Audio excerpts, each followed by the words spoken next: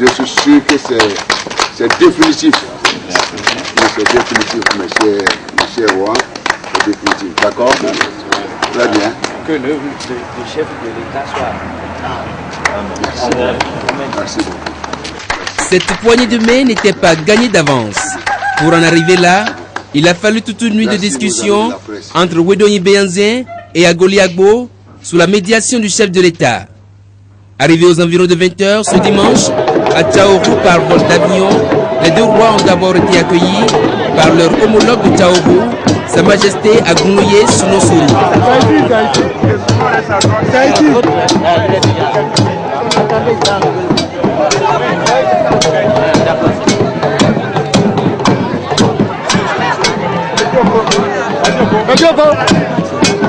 Leur accueil fut accompagné de sacrifices, ainsi que le veulent les us et coutumes en terre nago.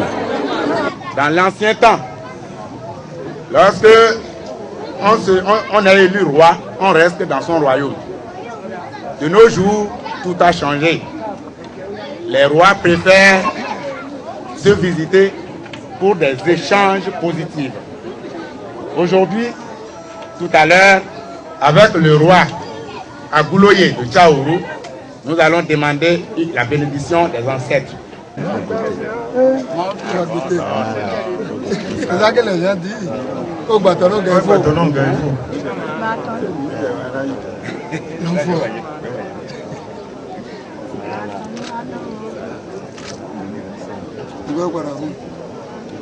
Après cette cérémonie devant la cour royale de Tchaourou, les deux rois se sont rendus au domicile du chef de l'État où démarrent les discussions.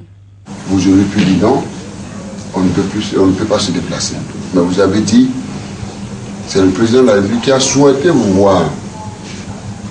Et en dépit de toutes les contingences que je connais moi-même, vous avez fait ce déplacement. Je regardais ma montre et à un moment donné, j'avais peur lorsqu'on m'a dit vous avez décollé parce que par la cour, il n'y a pas la lumière. Et comment ils vont faire pour atterrir? J'ai alerté le commandement militaire, j'ai dit attention, allez faire prendre toutes les dispositions pour que les choses se déroulent très bien. Et rendons grâce à Dieu. Vous êtes chez vous, vraiment, vous êtes chez vous. Sa Majesté, vous êtes chez vous. Vous êtes toujours dit, je le dis toujours, notre nation est une et indivisible. Et je voudrais naturellement comprendre que puisque ça se passe, ça s'est passé, cette rencontre se passe, je rêvais de cela.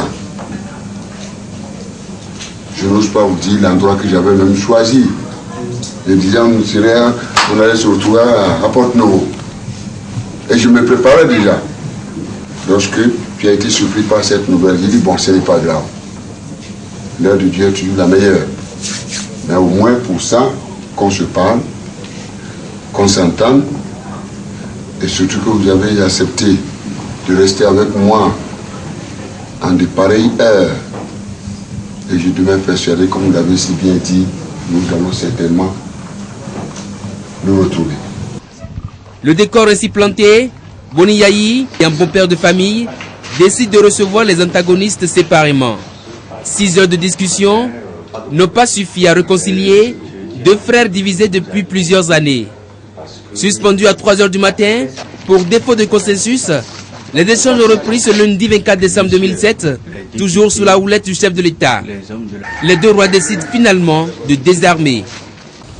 L'intention du chef de l'État, je dirais même la position du chef de l'État, c'est la paix dans le pays, l'union dans le pays et essentiellement la réconciliation. Quels que soient les problèmes, il faut qu'on se réconcilie pour le bien-être de la nation, pour la progression de l'État, pour la progression des régions, les communes, dans toute l'étendue du territoire. Sur ce, nous sommes tous d'avis et nous allons œuvrer tous pour la paix, non seulement à Abomey, dans la commune d'Abomey, mais sur toute l'étendue du territoire. Nous sommes revenus à Tchaourou recevoir encore un peu plus que nous ne savions. Donc le chef de l'État, à travers son humilité personnelle, passait sa fesse, même plus qu'un enfant de 5 ans. Donc c'est un exemple à suivre. Et si vous avez des hommes d'État de ce genre, et que vous ne vous agissez pas, si vous ne prenez pas exemple sur lui, ce serait manquer un devoir. Donc, nous n'avons pas failli. Par moment, il y a l'expression qui dit souvent que les dents et la langue sont ensemble. Mais quelquefois, il y a eu de petites blessures, mais elles ne se mangent pas. Donc, on n'a pas à nous manger. Si ça vient et que nous avons des répondants de la caricature du chef de l'État, il n'y a pas de raison qu'on ne trouve pas une solution durable. Nous sommes pour la paix, nous sommes pour la restauration de la cité historique d'Abomey. Et sans cette paix, il ne peut pas avoir cette restauration. Donc moi, je suis très reconnaissant envers son excellence président de la République et lui promets que nous allons tout faire, tout ce qui est en notre pouvoir pour que la terre ne brûle pas à Abomey. Est-ce qu'on peut parler du Bénin sans Abomey? Est-ce qu'on peut parler d'Abomey sans le Bénin? Vous comprenez bien, si nos rois ne se parlent pas, Abomey ne va pas se parler. Si Abomey ne se parle pas, le Bénin ne va pas se parler. Et c'est ce travail dont je m'occupe, conformément aux dispositions constitutionnelles de notre pays. Et je demande à tous, où que vous soyez, pour travailler dans cette direction-là. J'ai été heureux, ils ont fait le déplacement en dépit de leur agenda respectif chargé. Ils sont venus, ils ont été surpris. Moi aussi j'ai été surpris par la nouvelle. Après cette dynamique que nous avons lancée, lorsque les ministres en charge du dossier m'ont saisi, j'étais ici. J'ai dit sans délai, il faut, si c'était possible, qu'ils viennent ici pour qu'on se parle.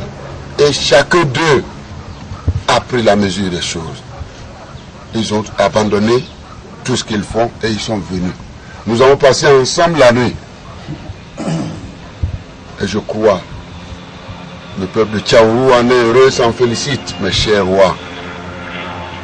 Et souhaite même que vous ne bougiez plus, que vous restiez.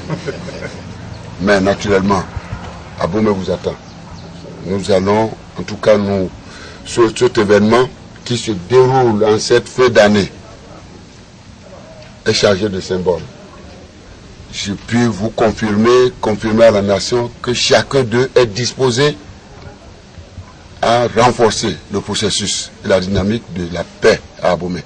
Chacun d'eux aime Abomey.